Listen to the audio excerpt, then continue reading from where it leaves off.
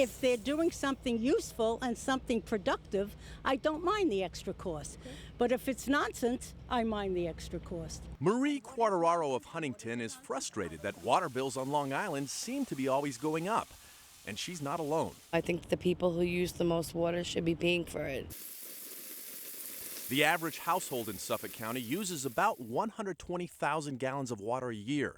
But the Water Authority says a handful of homes, mainly on the South Fork, have been using 50, even 100 times that amount. And that's draining our aquifer system. I would say that if we don't get a change, maybe 10 years, perhaps earlier, it could be a crisis. All the water you see here is about 750,000 gallons of water. But that is just a mere fraction of the top consumers in Suffolk County. Here, over the South Fork, a small number of residents are putting pressure on the Water Authority by using millions of gallons every year. In fact, one home alone used more than 22 million gallons of water just in the last year. People that use that much water when it's a single residential home are the people that are really taxing our supply significantly.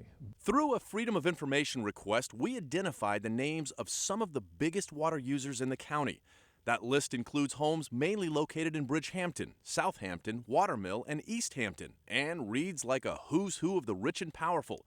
Names like billionaire industrialist David Koch, who used more than 22 million gallons last year, music producer David Geffen, who used more than 6 million gallons, and investment mogul Andrew Zarro, who used more than 10 million.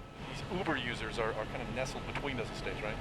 Yes, the first one's coming up right down on the left there. We took Chopper 12 over some of the homes we identified to see where all that water might be going. As you can see, they are large properties, but so are many of the neighboring homes, and they don't use nearly that much water. So how do these people justify the millions of gallons used each year?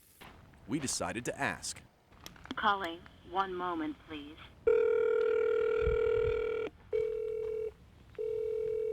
Hello, can I help you?